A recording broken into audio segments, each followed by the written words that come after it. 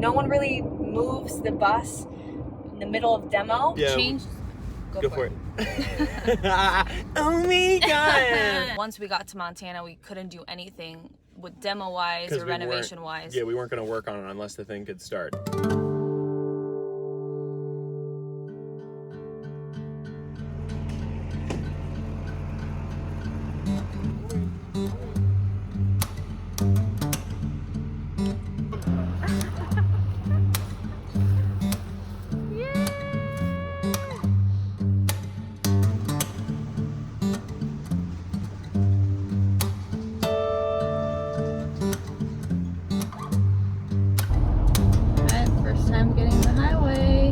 Hello, so we are 4 hours in our road trip. We're first gonna stop by right next to Zion National Park. Maybe like an 8-hour, 9-hour drive, considering that we're going 55 miles an hour.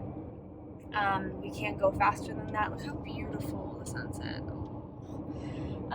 It's been a little bit of a stressful couple of days because we had to move out.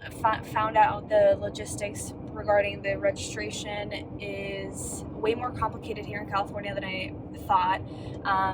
We're gonna end up registering the bus in Montana just because, to summarize it, every state is different in many different ways. Permits, license, registration, laws, everything. And Montana, 2 steps. In California, 14. Like it's not worth anything. Anyways, so since we're gonna be, at least I am gonna have a nomadic lifestyle, it's fine for me to get an ID in Montana and register the car there, even though we're not gonna be living there the majority of the year.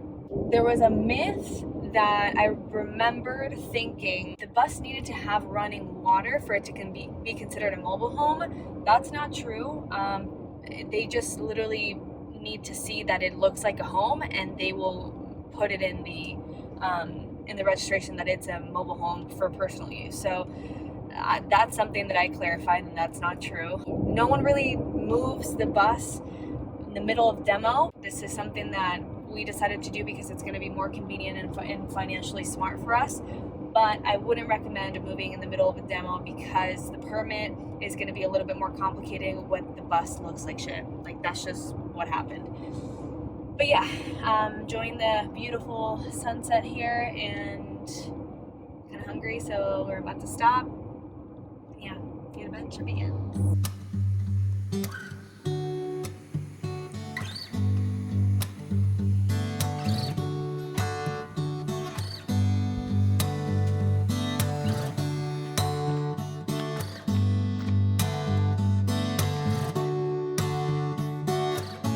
It's officially day 1 after leaving Los Angeles. I'm on the bus, driving.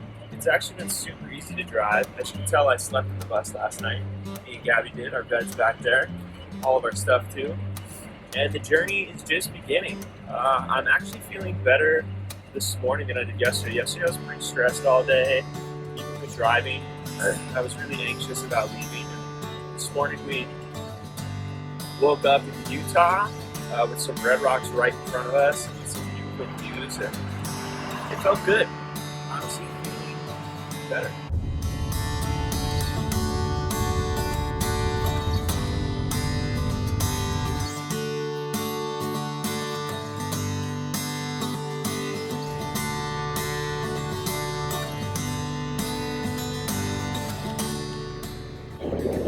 Day 2, it is getting colder in the bus.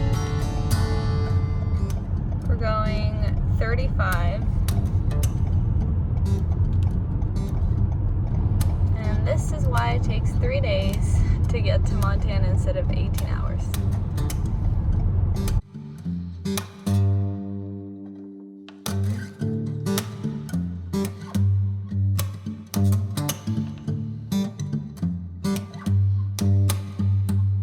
So our crank position sensor went out and we had to replace it. When we got to Montana, we had talked to a mechanic that told us that that was most likely our problem. On our way home, our engine light was coming on and our engine kept degrading, but we made it all the way home just going at slow miles per hour. So when we got home, we wanted to replace it ourselves because we talked to no mechanic could see our bus for months, or for a month like minimum. So we called the guy in Nephi, Utah, and he told us that there was 2 places it could be. It was either on top of the engine block, or it was underneath it behind the starter, which is a little bit more challenging to get to, especially because you can't start the bus, so the shocks are all the way down. The air shocks are all the way down. So we had to jack up the front of the bus, get underneath it, and sure enough, right above the starter, so if you're looking underneath it, above the starter is where the crank position sensor was. So we had to, there's like 3 bolts that it takes to take out the starter. One of them is very challenging. You get 3 of those out, pull the starter out, pull the crank position sensor out, put the new one on the power plug, put that back in, bolt it back in, and then take the starter, bolt it back in. Bus starts right up. I wish I would have recorded the reaction when the bus started. It was definitely the crank position sensor. So after the crank position sensor was fixed, we were still having trouble with the engine starting. We found out through calling a bunch of different people that it was probably that we had the wrong diesel in it and the diesel had gelled up. That can happen when you have diesel number 2 in cold temperatures. And when you do, the only thing to do is to get diesel 911, a new filter, both new filters, because we have a filter on top and a filter on bottom. And the way you get it to start is you put 911 in the fuel filter, you put 911 in the fuel filter that's on top, and you put 911 in the engine. And then we also went and got more diesel number 1, which is the diesel that doesn't gel, and filled the rest of the tank up with diesel number 1. We started the thing and it finally started back up. The next day, the engine wouldn't start again, so then we installed a engine block heater. We installed an engine block heater, and after that, then now the thing starts up every day. Every day, like nothing happened. 1 minute explanation. So it was the crank position sensor in the beginning, then after that, the filter being gelled up because of the diesel, and then buying the actual heater for the engine. Those 3 things was a month process of figuring out. Of troubleshooting. Once we got to Montana, we couldn't do anything with demo-wise or renovation-wise. Yeah, we weren't going to work on it unless the thing could start, because there was no reason. Yeah. No reason to. And we didn't see any information regarding the crank position sensor. That's why we wanted to be thorough as to where it was and what happened, because there was no videos. And there's usually a lot of videos about everything on YouTube regarding Skoolie. Yeah.